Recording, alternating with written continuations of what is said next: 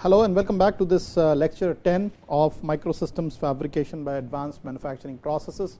Quick recap of what we had done during the last few lectures. We were talking about the mechanical form of removal of material as far as the traditional manufacturing processes or advanced manufacturing processes go, and there we mentioned about several processes including AJM, abrasive jet machining, WJM, water jet machining or ice jet machining, and also ultrasonic machining or USM processes.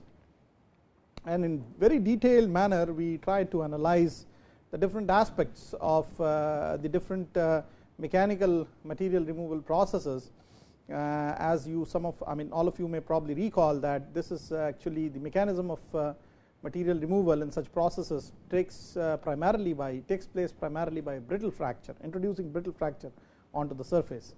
And the brittle fracture is as a result of the impact energy which is given by a flowing abrasive particle onto the surface, substrate surface, and therefore it is worthwhile to assume that such technologies can be utilized for doing micro machining or probably structuring micro features and grooves on surfaces, and this would be possible because of the fact that the beam size or the jet size can be controlled as a function of the orifice dia. Okay, and therefore particularly in AJM processes, if the orifice dia can be suitably tailored and on one hand, and then also some kind of secondary protection is given to the exposure, to the rate at which the exposure of the substrate surface takes place with respect to the tool, we can hope of making very good micro size features and structures. So let us look into the aspect of how microstructures can be fabricated using some of the technology that we have already understood in terms of the basic material removal processes in the mechanical manner. So the first example here is actually a work done by Matsumura in the year 2011, where he briefly talks about the making of micro channels or micro grooves on the surface of a glass substrate using abrasive jet micro machining AJMM process. So as this figure right here illustrates, there is a jet nozzle which is driving off the material, which is in form of an abrasive slurry containing of selenium oxide with it's suspended in some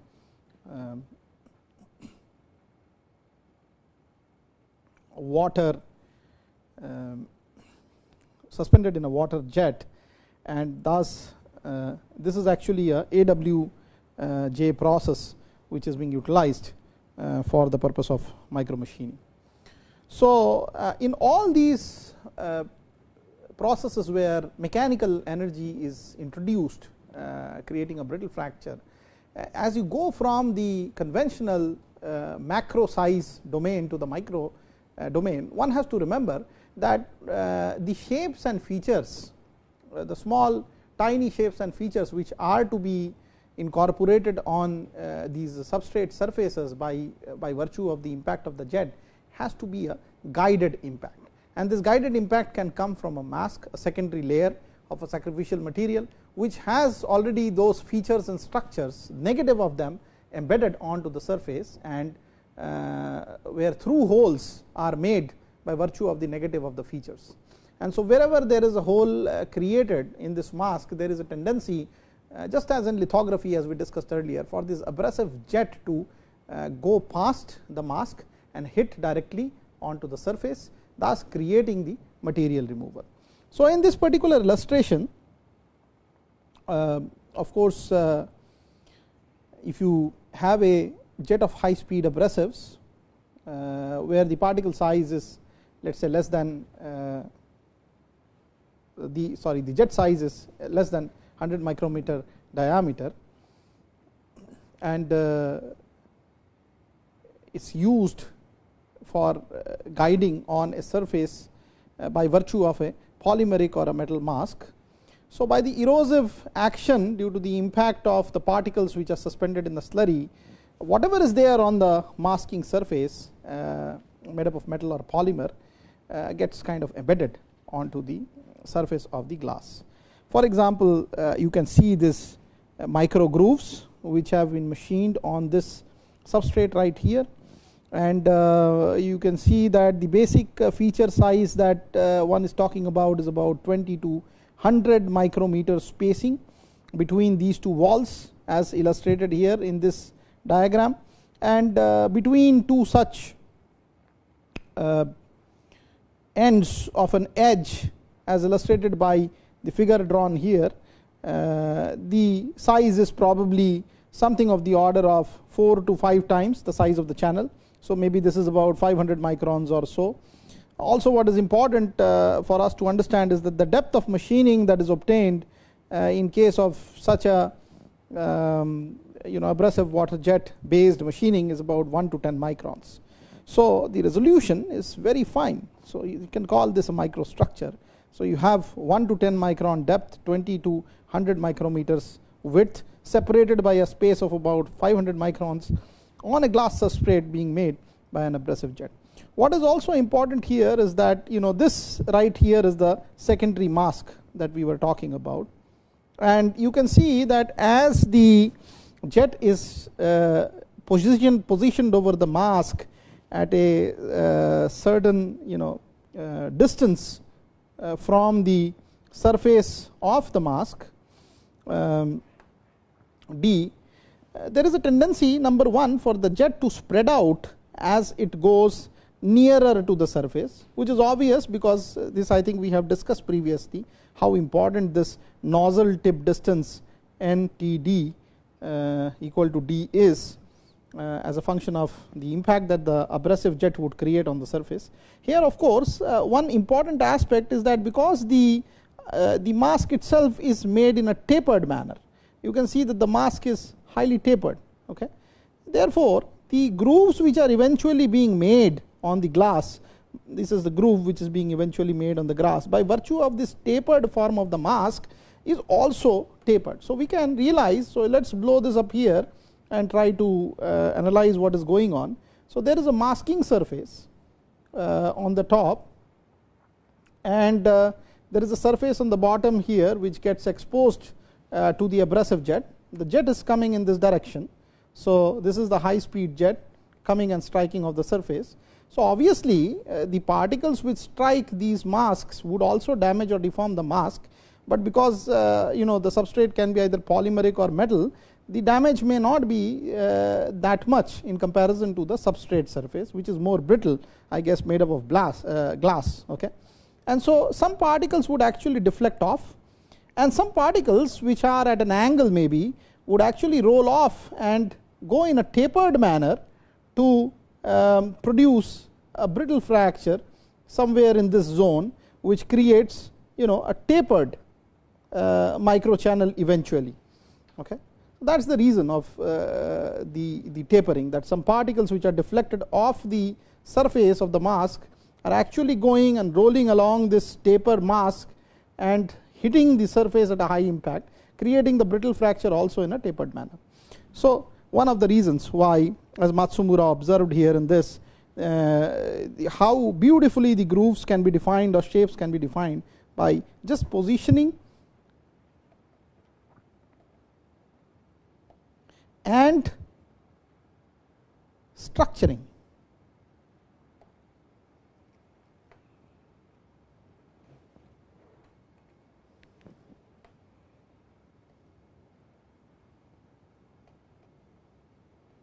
The mask suitably.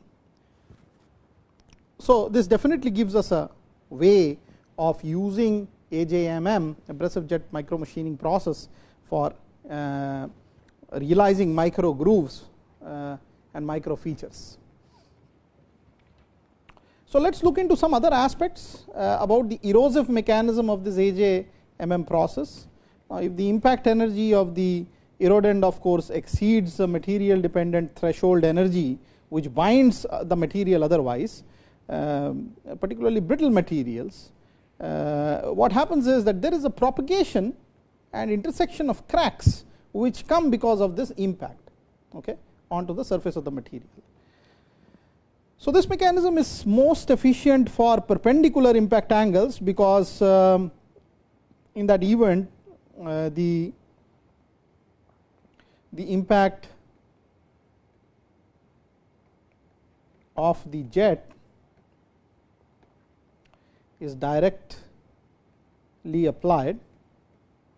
Otherwise there would be a component of the force if there is an angle, and therefore perpendicular angles, as you saw in the last case, is typically the position at which this jet is kept with respect to the mass and the surface.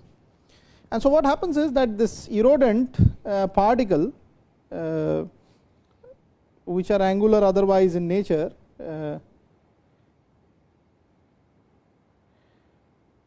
when they hit ductile materials under an angle of 90 degrees, they do cause a plastic deformation of the material.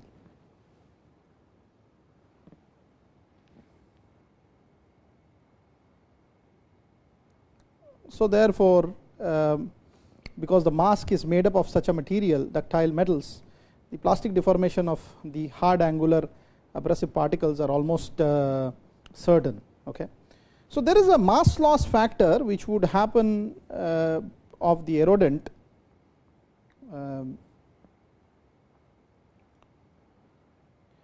which is defined by this term here, K rho by H half mv square.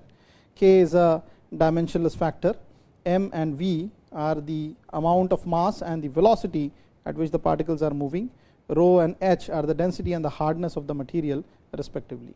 So in micro machining, when particularly using a mask, and when particularly this business of hitting ductile metals come into picture, there is a virtual loss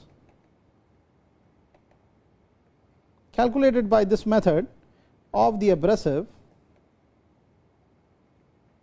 in terms of damage or deformation to the total quantity of grains which emanates from the nozzle surface. And so this factor has to be taken into account for really being able to calculate at the micro scale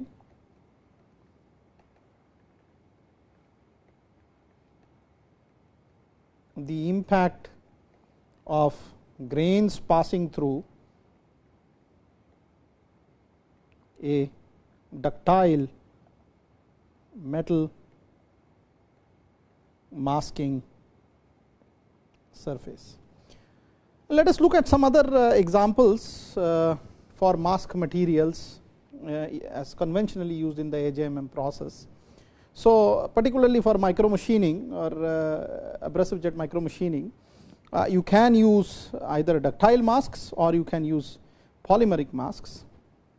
There are certain advantages and disadvantages of using both. So in case of ductile materials, let's say like metals, very often copper is used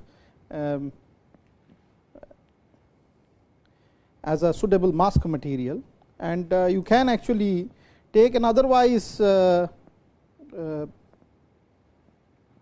patterned substrate and use that as a target mask by electroplating the copper on the top of that surface. So what happens is that the materials which are typically metal like, they being very ductile have a low erosion rate. So typically whenever there is a abrasive particle which is hitting the metal mask, there is a tendency of the abrasive particle to embed, or sometimes even they deflect off the surface. There is a change in the angular shape and size of the grains, sometimes grain breakage. Okay, and we already calculated the mass loss which is affected because of that change. So especially at perpendicular impacts, the ductile materials would have a low erosion rate. So the material of the mask would be untouched as it is.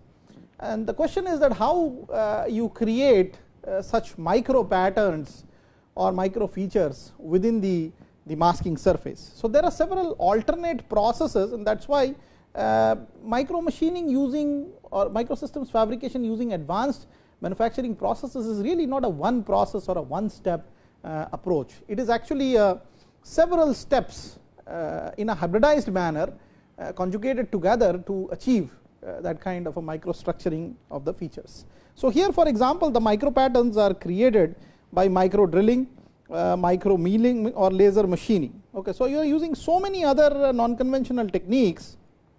Of course, micro scale drilling and milling being conventional, but even laser machining for standalone creating the micro patterns. So you have a thin film of metal, and this metal is now being structured or featured according to the shape, the negative of the shape that you want on the surface as a mask, by using so many other methods: micro drilling, micro milling, laser machining, maybe ECM and EDM.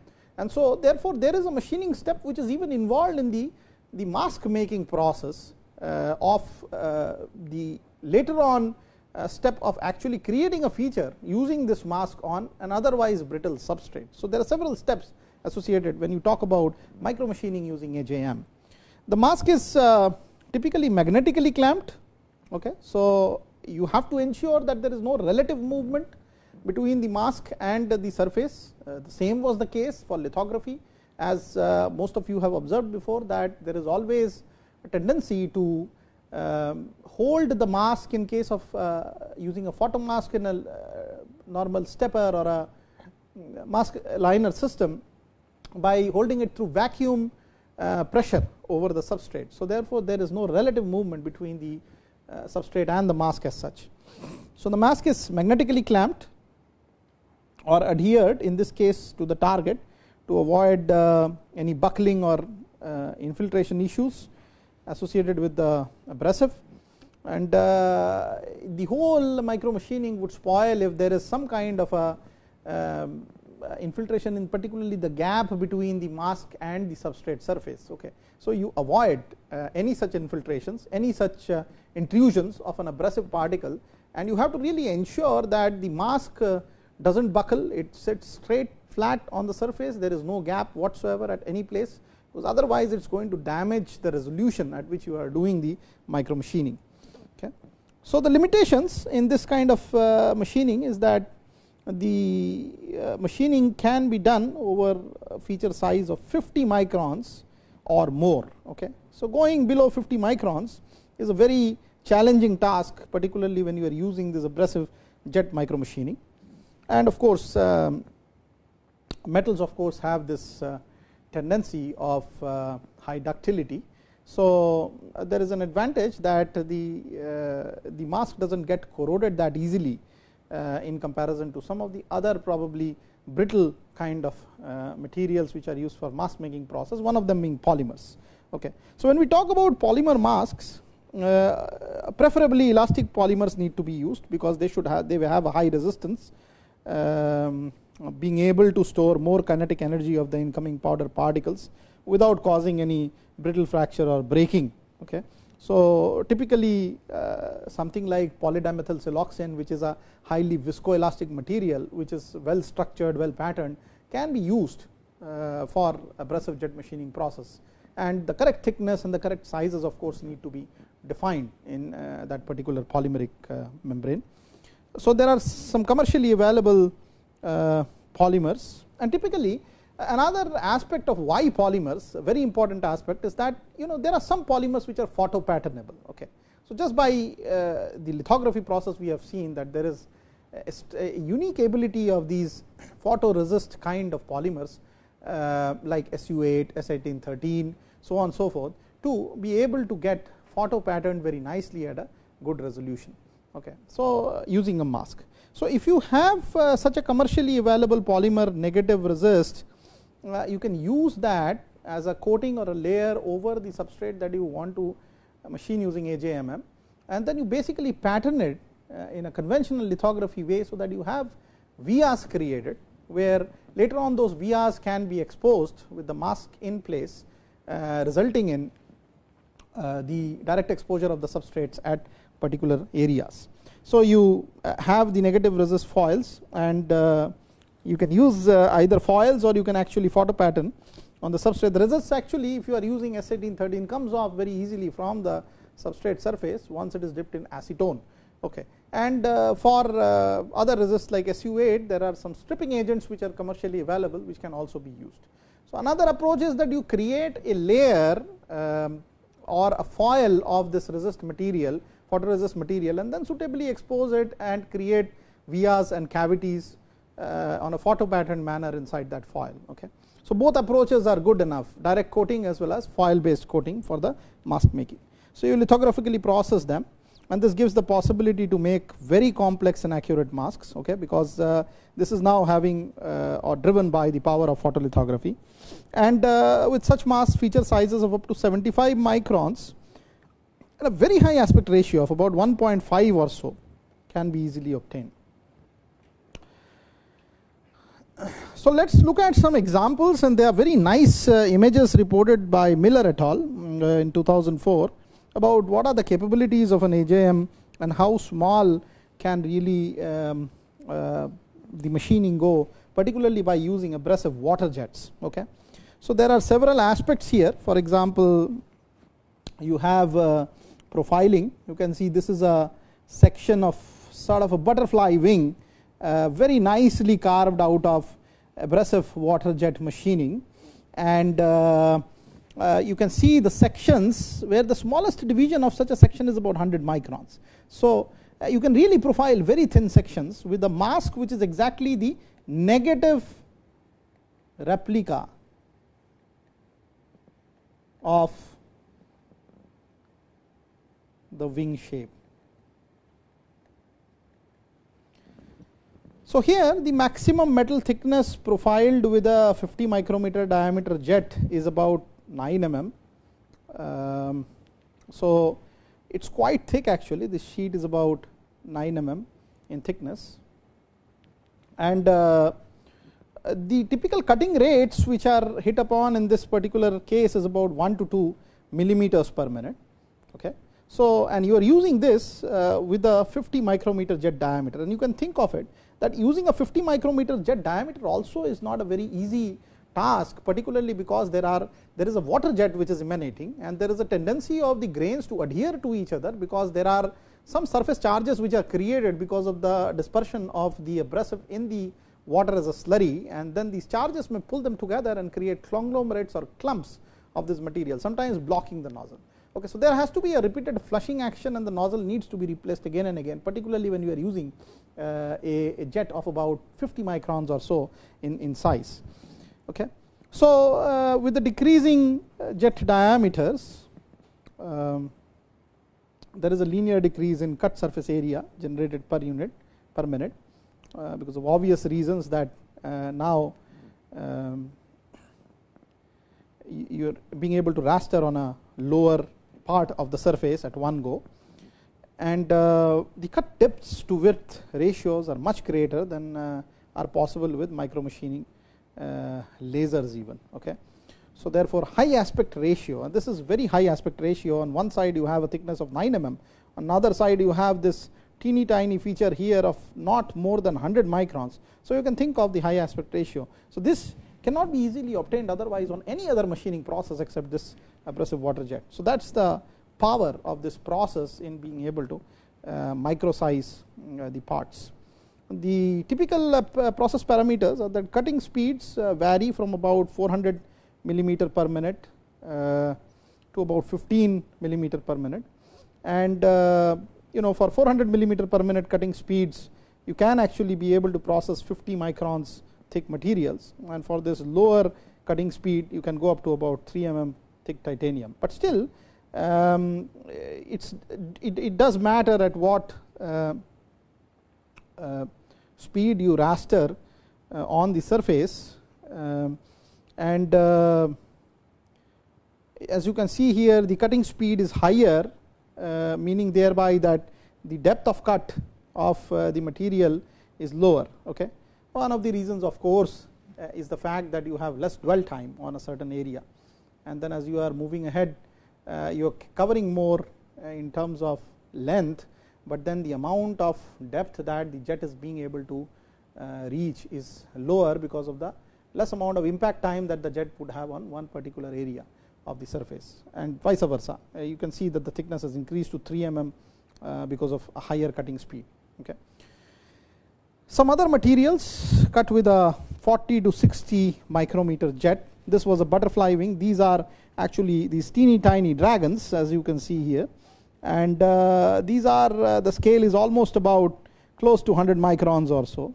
Okay, so the minimum feature size on this dragon must be close to about 100 microns, again with a 40 to 60 micrometer jet, and we can think of that this has been obtained from this particular sheet here by using a well lithographed mask on the surface, which would expose only those regions of the surface which are not having any protection or a coating. The other regions covered by the masks are intact as it is, as you can see here. Okay, the other regions are these other regions here, right here, and the area which has been unshielded is what has come out after the machining process is over, something like this.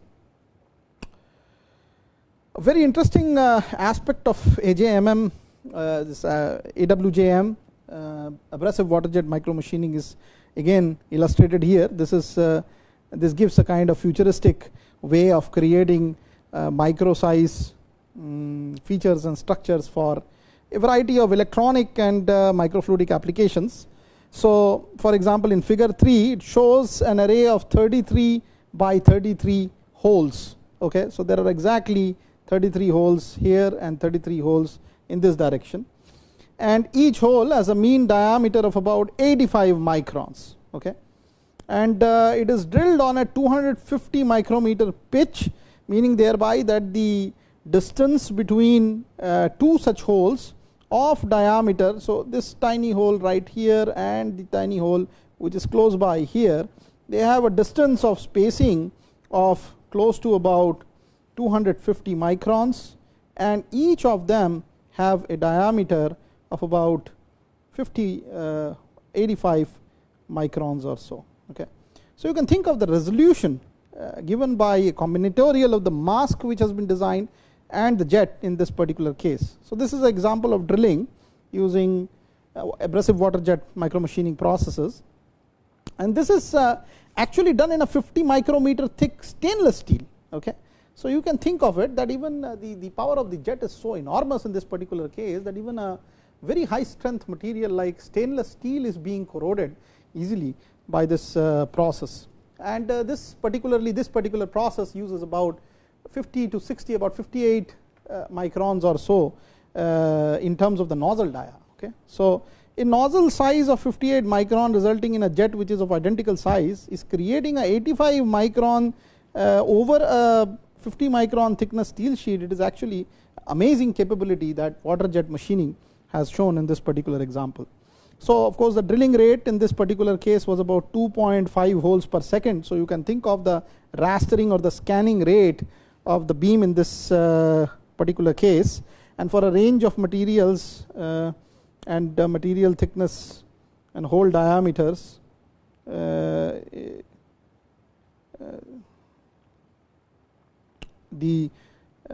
thickness to the hole diameter ratio for a range of materials, and the abrasive jet machining water jet machining process that is being used, so the material thickness to the hole diameter is typically about 1.5 times the aspect ratio. Okay, the jet diameter. So if the jet diameter is about close to 120 micrometer, the hole size in this particular case, as you can see here, is about 85 micrometer or so. So such is the power of abrasive water jet for doing microstructuring and microprocessing. Let us look into another aspect of how grooves can be created on glass using again a micro abrasive jet machining system. Here, for example, you can see this has been borrowed from a work by Park et al. In 2004, which talks about a process of AJM using the same masking technique. So it starts with the preheating and the UV hardening of polyurethane, which is actually the material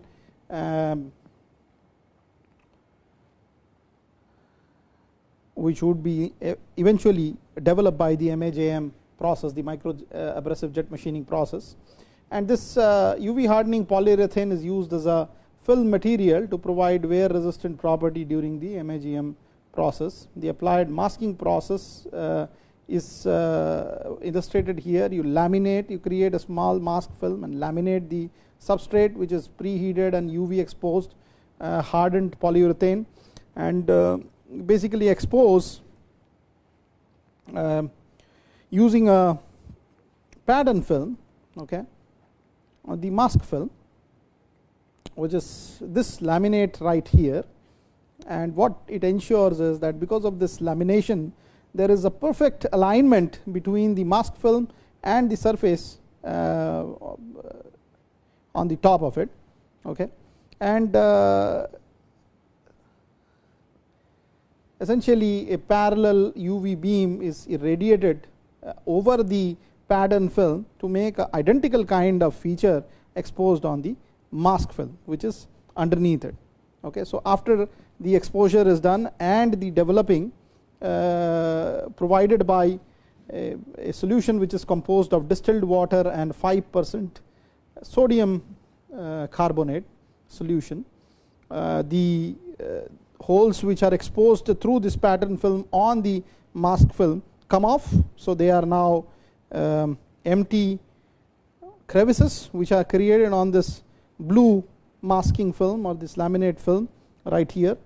And finally these patterns are used for exposing the substrate which is down below here. You can see this is the substrate to the abrasive jet running through the nozzle onto the substrate surface, okay. So MAGM is performed using the patterns on the machine, and here the regions where the masks are removed, as you can see here, the regions where the masks are removed in the developing process are selectively machined off, okay. So you have these vias which are created in those regions where the mask has been removed by photolithography done earlier. So there are some remaining materials of the mask which adhere to the workpiece surface, because as you know, it is laminated onto the surface, and there is a amount of pressure as well as temperature which is given onto the plastic so that the adherence is complete over the whole flat surface without any gap or air pockets in between. And so therefore sometimes stiction is a major problem and the mask remains back to the parent substrate.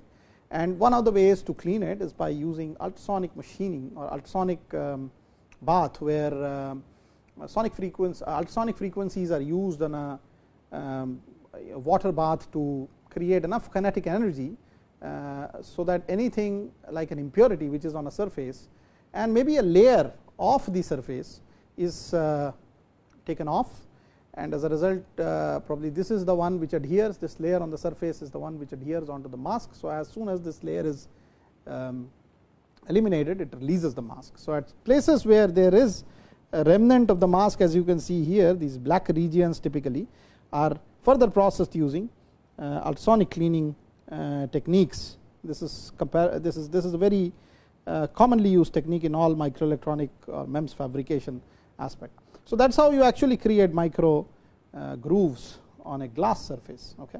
So the parent surface here is really the glass. So here in this particular example, these micro grooves, all of diameter, intended diameter 80 microns or so, okay. And this is of course the depth of the micro hole we're talking about. It's on a different scale. This has a different scale. So this has been carved on such a surface, okay, using the technique that was illustrated before, that lamination technique. And we can see that the masked holes here is typically 2 to 4 microns larger in diameter, probably because in this case the mask was a polymeric mask, as you saw in the last step. There was a lamination issue which was involved, and because of that the change of dimensions of the polymeric mask would be reflected in terms of change of dimensions of the surface concerned as such. So such results are due to wear of the mask films. Therefore there is an increase in the overall size of the hole because of this change in mask boundary. And of course the diameter and depth of the machined hole type groove comes out to be 82.9 and 14.6. So essentially this is a different scale. You have to remember this is about 14.6 micrometers on a much blown up or magnified scale, and this here right now right here is about 82.9 microns on a relatively reduced optical magnification. What is also important here is that at different temperatures the laminating has been done. So at one instance it has done at 90 degrees Celsius, another instance at 95, another 100 and 105 respectively, and then you basically try to see the impact at different temperatures. For example, you see that at 105 degrees the groove which is created essentially, and this is the sectional view of the groove across the thickness of the substrate, is actually very topsy-turvy. So the surface roughness suddenly increases.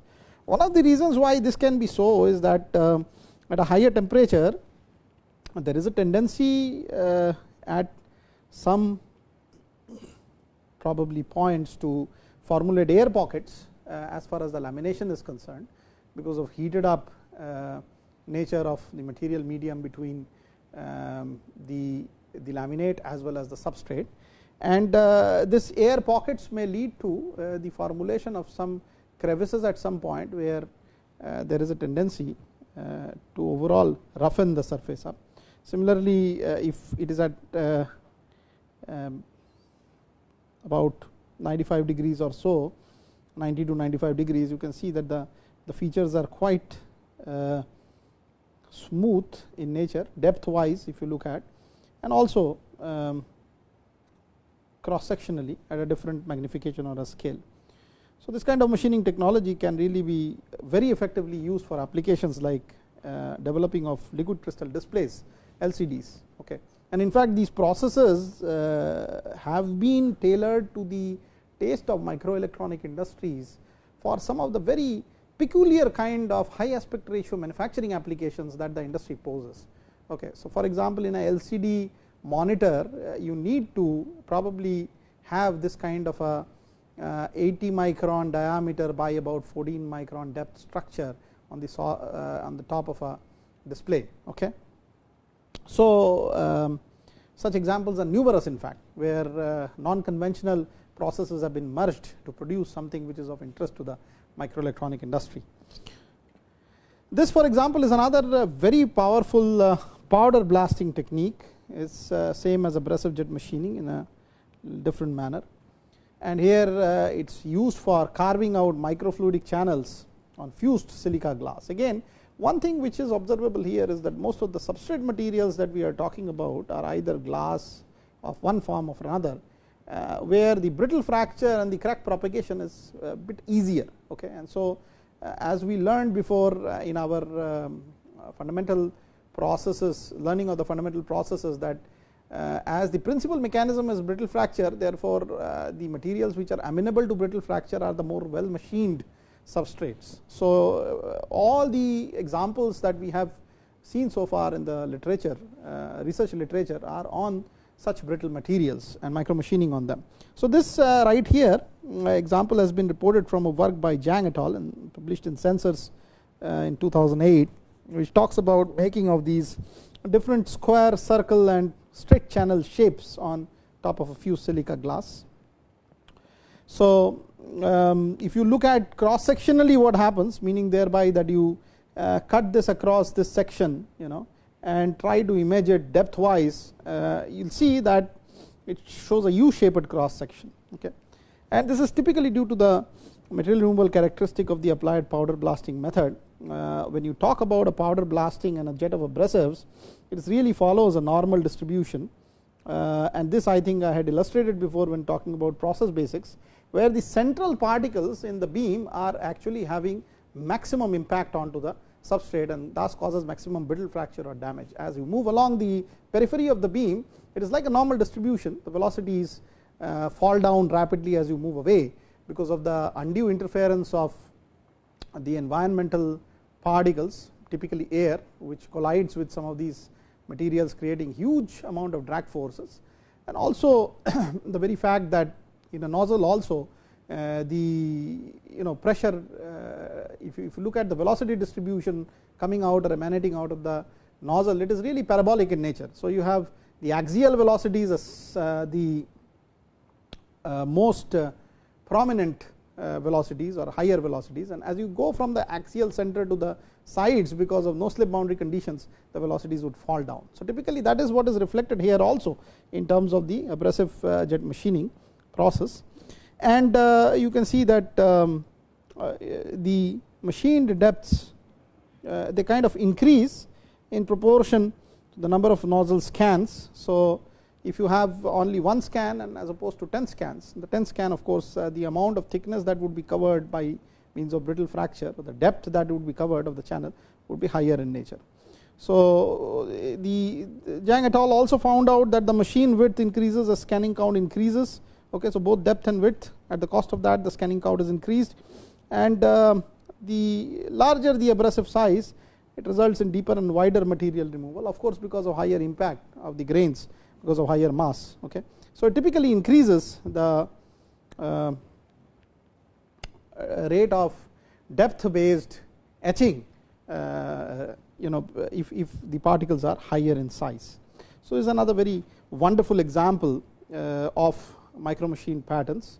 Of course the patterns are corresponding to about 20 scans on a surface, and the beam diameter that is used in this particular case is about 300 micrometers. This right here is another very interesting example of micro machining done in polymethyl methacrylate, PMMA. If you can see here, this is the cross sectional profile of an unmasked channel which is machined in PMMA. So I would like to urge you to look at the profile created by the impact of powder blasting, and exactly what I was saying, that in the center the removal rate is maximum, and as you go towards the sides the removal rate is minimum, typically because the jet which is emanating out of some place here also has that parabolic distribution. Okay, because that's how the velocities are distributed in a parabolic flow. Okay. So here, for example, what is also important for me to share is that if you look at the erosion rate of PMMA as a function of the angle of the impingement, supposing the jet were to turn in this manner, okay, between, let's say, angle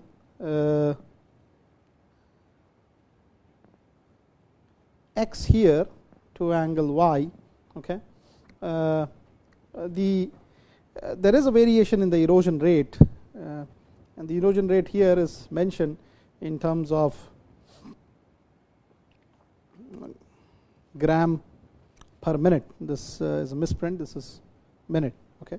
So if you look at that, there is a certain impact angle, in this particular case it is about 20 degrees or so, where the erosion rate is the highest. Okay. So this kind of gives a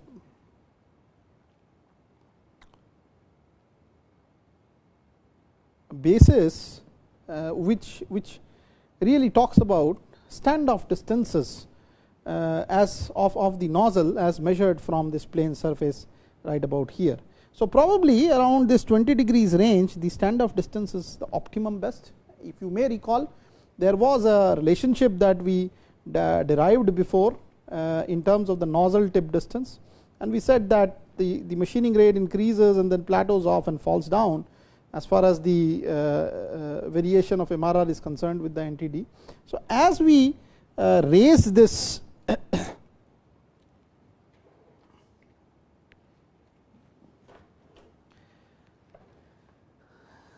angle from x to y, there is a tendency that the nozzle tip distance, okay, nozzle somewhere being located here in case of x and here in case of y. So the nozzle tip distance is actually quite large, I should say, for or vary, I should say, as a function of the angle. Okay, and so for probably a 20 degree angle, the nozzle tip distance is the optimum best, which falls along somewhere in this region of the curve, which results in a higher erosion rate. Okay. In this particular case, the parameters that were used was the air pressure of about 200 kilopascals, alumina particles of 25 micron nominal size with the Mohs hardness number of 9, and they were blasted with an average speed of 160 meter per second, and a 760 micron diameter nozzle was held stationary in all the cases. The samples were blasted for about 30 seconds. Okay, particle mass flow rate in this particular case is 2.83 gram per minute, and at various angles of attack in the range of 10 to 90 degrees with a standoff distance of 20 millimeters measured along the nozzle axis for the optimum angle. Okay, so that's how AJMM has been used in this particular case for working on polymethyl methacrylate. Now there are several other examples. In the interest of time, this lecture needs to be finished now, but then there are several other examples of use of such powder blasting or abrasive jet machining or water jet machining techniques for doing microsystems fabrication or microsystems processing. So what I am going to do is to now start a new topic in the next lecture, which is about ECM or electrochemical machining, and then towards the end of all the processes I am again going to revisit this topic and give a few slides of what powder blasting or abrasive jet machining can do in terms of material removal from the surface. Thank you.